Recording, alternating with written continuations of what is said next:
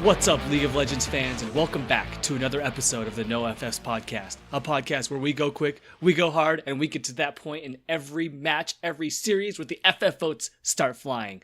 We've got our internet timer, and I've got a special one today. We are going back to the LCK. That's right. Korea is on the menu for today, and we've got a banger. Week 7 in the LCK was a showdown of some of the top teams. We got SKT versus Griffin, Sandbox versus Damwon. It was a mess, and we loved every minute of it. And we're going to jump right in to Sandbox versus Damwon. These are two of the new teams that spent basically all of last spring scrimming against Griffin and getting really good.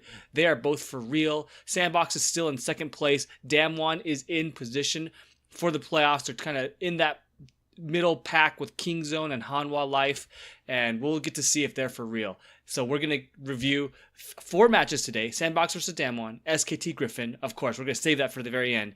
And then we're also going to look at Damwon KINGZONE and Sandbox Griffin, because first match of the slate, Sandbox versus Damwon. This was a match of junglers, and I got to say the Damwon junglers really struggled. It was a 2-1.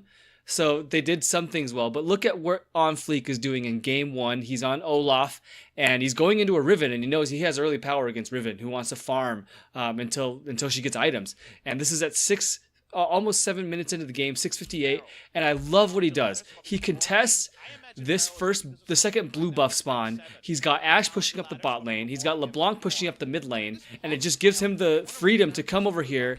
I love what they did, and this is just a simple thing, right? It's simple jungle tempo, but the problem is Canyon never gets back into this game. OnFleek basically runs over this game on Olaf, and you look at the lane state, right? Yorick eventually scales into a beast. Flame had his CS leads. Flame is building CS leads consistently. That's what he does. That's what his name is. But they are able to match in the bot and the mid lanes, and he was just running over this game. In the late game, Damwon basically lost every 4v4 when the top laners are splitting, couldn't keep up with the jungler or the ADC. Second game, better from Damwon. Now they have Punch in, and he's playing Rek'Sai, and he's the one that has the jungle tempo now. And he was able to set up his top and mid lanes to carry. Nuguri's got a big CS lead. Showmaker got a big CS lead. And at 12 minutes into the game, OnFleek is going to try a very strange... He's going to contest for a Cloud Drake. And he's got no priority mid lane, and he doesn't necessarily have priority bot lane either. He has this one ward behind the Dragon Pit, but it's just a weird situation where he's going for a Drake and he thinks it's free and doesn't do it fast enough. Punch actually gets there in time. They collapse for a series of kills, and OnFleek can't get out of it. And this just turned into a game where Damwon actually had the jungle tempo. They were able to beat Sandbox to every play, and they won. Game 3, Punch turned into the pumpkin. This is interesting. It's all these early Drakes, right? So now it's Punch's turn to go for a Drake. He has no business contesting this. Dove has a shove on mid lane. Ghost has a shove on bot lane. Nuclear is just not in the same league as Ghost right now. And why are you going for... The early Ocean is really good, but you can't run in and kill yourself on these plays like this into a superior laning setup from the enemy team. The one thing I want to point out here is they've got this top lane Victor, and I just don't like this pick for Nuguri at all. You look at the stuff that Nuguri's comfortable on: Jace, Vlad. We just saw him win on Vlad, Aatrox, Sylas. He needs more lane presence, and they need to be able to play through top lane when they're going to... Nuclear into Ghosts is very, very tough for them to win. Next game, Damwon again. We're going to skip SKT Griffin and save him for the end. Damwon versus KINGZONE. So this is another situation where Damwon can win top lane if given the right resources. Flame's got a CS lead at level 1. There's just 3 minutes 33 in the game. I really like what Canyon's doing. He's got a minion wave that's pushing out for Rascal, and he just shows up, and he's Riven, right? So he's not actually going to do anything on this play. He gets a stun off, gets us all great. So the first part of this, now Flame's in total control of this lane. This is going to come into that turret.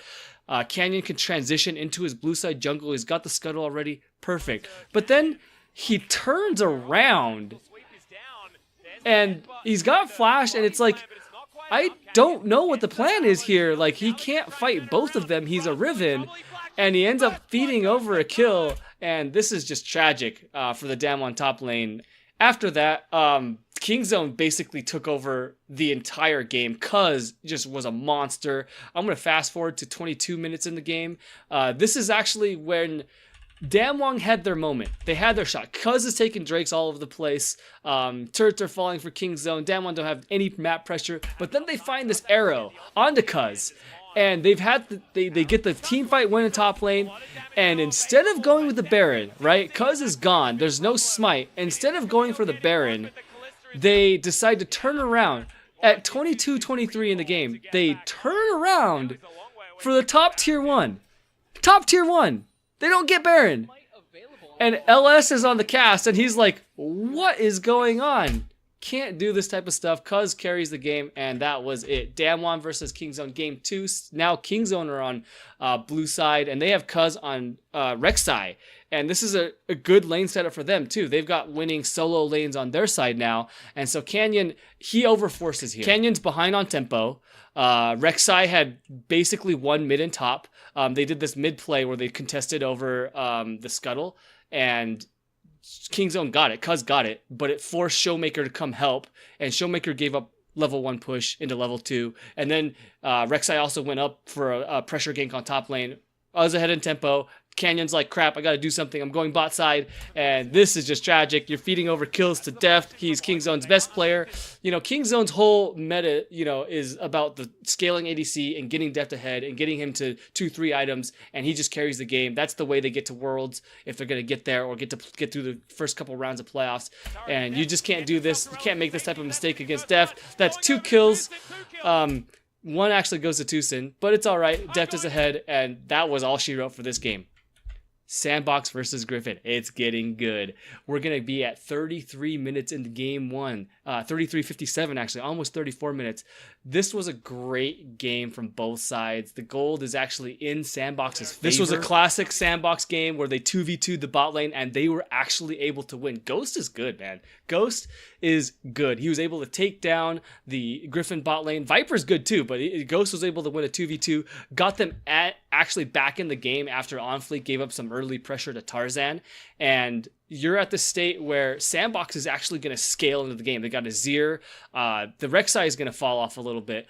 But the Draven's going to do really well into Lucian late game. So they've got a lot of scaling options, and they see Griffin, 2 members of Griffin, so Chovy and Sword. Chovy's playing Galio, bringing back the Galio. And they see him on the bot lane, and this is Baron time, baby. So they go for Baron. They got a Azir damage. This is all great. But this is where they screw up. At 34 minutes, they have Azir and Thresh, and neither of them use their ults to keep Tarzan out of the pit. I really don't know what Dove is holding on to his Azir ult for. Just can't conceive of any reason why he would do this. Joker waits too long before throwing down the box on Thresh. Tarzan steals the Baron, but then even worse, they would have won the game anyway, but then they chase into the team fight, and again, no Azir ult. It's missed execution, just missed opportunities, and that gold lead evaporates. You just, the Griffin are too good. You can't miss this type of late game opportunity against Griffin. Second game, this is one thing that I have to point out in the draft. They're giving over Kalista to Viper. So in game 1, they have Viper on Lucian. Now Viper's on Kalista, and we'll see this again in the SKT series. Just don't give over Kalista to Viper. It's too strong, especially, you know, with the range against Lucian in the lane phase, and then he's so good with it on 2 items. Lehens is so good at engaging with him. I think, you know, I've seen teams over-prioritizing Lucian Braum into Kalista. I think it's a mistake. I think it's borne out by the results of these few games.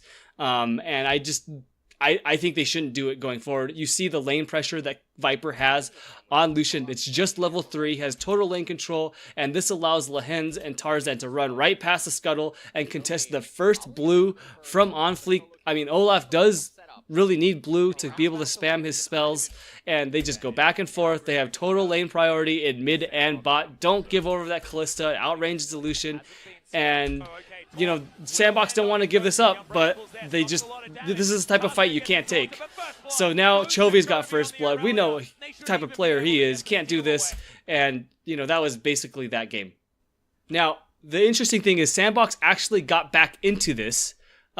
Griffin tried a top lane dive, too aggressive. Tarzan died. It was Tarzan's Elise is like, he's got incredible highs. His base level is pretty high. I mean, he's the best jungler in the world, but he's in an SKT series, made a bunch of E's. He missed the dive in this one, but ultimately Sandbox just couldn't contest the 4-man unit when they had Viper join the team. Like, they just couldn't team fight into the Callista, and that was all she wrote. Now it is go time. Griffin versus SKT. Game 1. This was the Clid show. Clid has been SKT's MVP all year. They have Khan on Aatrox, aggressive matchup for him, and I like what they've done in this game to support him. They know he's the guy that's going to carry them through. He has to beat Tarzan for them to have a shot. Look at this. The bot lane doesn't actually have priority. The lane state is even. It's 13 minutes and 7 seconds in the lane, and everyone collapses on this Rift Herald. Tarzan actually started it because Urgot had priority, and so did Zoe in mid lane, so he has solo lane priority. But the SKT bot lane shows up, pushes him off, he sees him come up, they give up a bunch of plates on the turret, and Viper's on Kai'Sa, so she's a late game carry too, but Teddy's playing Tristana. They're like, we need this Rift Herald, we need to set up Clid for success. It was actually a great play. Clid was able to get pressure on mid, both turrets in mid and bot went down because of this Rift Herald, and so this was just a great play from SKT, knowing what their win condition was and getting Clid ahead. The other thing that I wanted to know about this game is Tarzan is on Nocturne, and you got to be able to ward for the Nocturne. SKT did a pretty good job all game of making sure they had deep wards in the jungle. I'm going to jump to 24 minutes in the game. Just look at their vision. They've got the blue warded of Tarzan. They've got a bunch of wards in the red side jungle.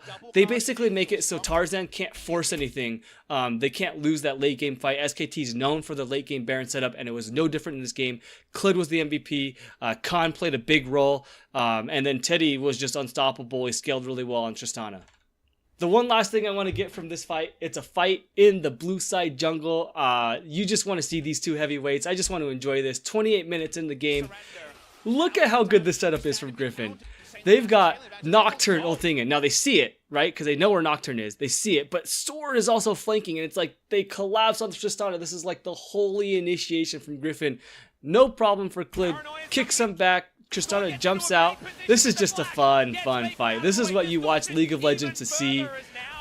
You've got them chasing into the blue side jungle. And what I want to see here is basically Lehens and Sword are zoning the SKT carries, whereas Khan is able to do that himself. So Griffin are committing 2 frontline members. SKT only commit 1. Lehens ultimately goes down. And SKT is just beautiful team, front to back team fighting. And Faker's dashing in and out.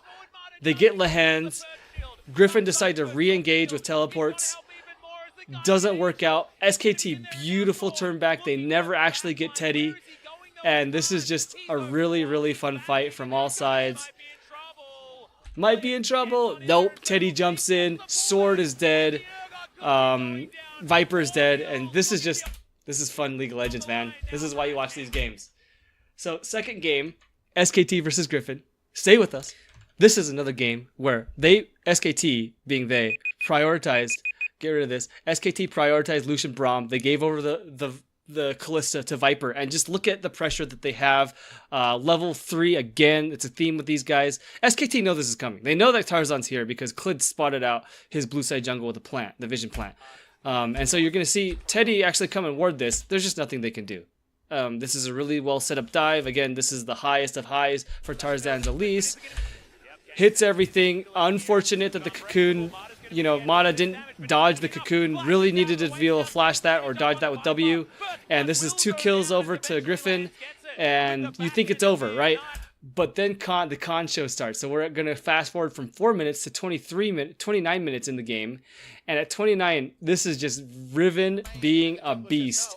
Khan is just a load on Riven.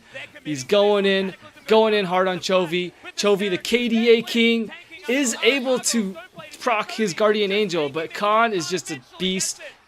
Basically brought SKT back, right? I like to see them place this type of faith in their new top laner. Struggled early on, but now they've got him on carries again. Riven's his signature champion, and they're able to win fights like this. Gets the double kill for Khan. Look at this. Fun to watch. Actually brings SKT back in this one, and then the heartbreak. The problem with their draft here, so I really like the Riven for Khan, but they don't have enough red side Baron control, and they basically have to go for it. Like anytime that they can control the Baron, even just to take it off the map, they have to go for it. This is a really close fight. I think Mata misplays this. He's got Bramble, and right here at 30 minutes and 21 seconds, I think he's got to use it, right? You see the Kalista run into range. Kalista's the biggest problem that you have in this fight. I think the Bramble needs to come out now. He's late on it. Lehens gets the God 3-man knock-up on Alistar. They're never able to access the Kalista. They don't have their ults, right? The Riven ult's not up. The Lissandra ult's not up because they just fought in the top lane. And Viper, don't give over Kalista to this guy. Or if you're going to do it, don't pick Lucian into him because he's not going to be able to do enough damage and he doesn't have enough range. Last game, this was a doozy. Griffin, again, a lot of early control, but then SKT come back behind Zac and Azir. This is another game, Lucian Braum versus Kalista Alistar. Don't give the Kalistar over to Viper, please. Viper and Lehens are too good. But then I love this setup from SKT. They sneak into the Pixel Bush with Clid and Khan. Griffin don't know they're there. Force a fight into the river, and it's just, you think it's a great knockup, but they're able to zone Chovy off of the fight. He does no damage. Teddy lives, and then ints, right? So Teddy's alive, and then ints into the Alistar, which is unfortunate. But this is just the high level League of Legends. I mean, you just watch this game, and Sandbox is good, Damwon's good, KINGZONE, Deft is amazing, but like you watch these two heavyweights throwing haymakers. This is a whole different level of League of Legends. This is what the show is. Great fight for SKT, actually gets them back into the game, and we're not done yet. 31 minutes into the game, SKT were able to take Baron. They're sieging up, and Griffin don't care. They've got Sword pushing in the bot lane with the Maiden, and they're just gonna trade inhibs. And this is fun to watch. They're chasing SKT. They want Sword to finish, and they don't have the Baron recalls, but you just can't do this against an Azir. I mean, he's got the peel from SKT from being able to kite back with Azir. Basically, Tarzan disappears, Chovy disappears, and this is just super unfortunate. So SKT was able to recall and defend their Nexus, and Teddy just doesn't have enough mana. Look at the mana bar on Lucian. He just doesn't have enough mana to finish off the Griffin base. It's just one of those like super unfortunate moments where Tarzan and I think Lehens, right? Lehens is able to come up. Yeah, they're able to scare him off, and just super unfortunate that Teddy didn't have the mana to finish off, didn't have the ability to throw out Qs and Es and Ws to finish it off. So because of that, then you get the infamous backdoor where SKT don't really have many options here. Because they just have to give the Baron, right? They can't stop. They have to be aware of the double teleport from the Yorick and the Irelia. There's no world where if they commit 4 members to this and Tarzan is able to get in, like they just can't defend this. Great call from Griffin. They didn't need the Evelyn at all. This was not as close. It wasn't as close as it looked. But it was just super fun ending to a super fun series. I hope we get 5 games out of these two teams in the playoffs to see who goes to MSI.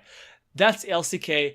Griffin have shown that they're the best team and they can execute at multiple phases in the game. There are moments of weakness, mostly around the ability to execute around topside. I think they can be attacked there. SKT was able to play scaling compositions. I really wonder in game 3, instead of having the Lucian, if they were able to have a Tristana or a later game carry and just opted in to having Khan's lane being the focus in the early game. I really wonder what could have happened in some of those late game fights. But again, super fun to watch. Griffin, great objective focus. Definitely the best team. Sandbox, great bot side, but I want to see more consistency out of their jungle position as well. That's the big weakness for Damwon right now. They've got to figure out their jungle position. And KINGZONE, you saw, I wrote an article about the KINGZONE SKT series, so I'm not going to talk about it today, but they just have to figure out, can Pawn stand up to Chovy? Can Pawn stand up to Faker? That's a big question for them going into the top 3 teams. I like them as a potential world team, possibly over Sandbox. I don't know if they'll have it this split. Dove, I have to see more consistency out of him, so I think that's a matchup that Pawn can actually exploit, but that'll be really fun too. Hanwha, KINGZONE, and Damwon in the middle of the table. Anyway, this is the LCK. Great week. Really fun next couple weeks to see who gets in the playoffs in the LCK. That's it for today's episode. Catch you next time.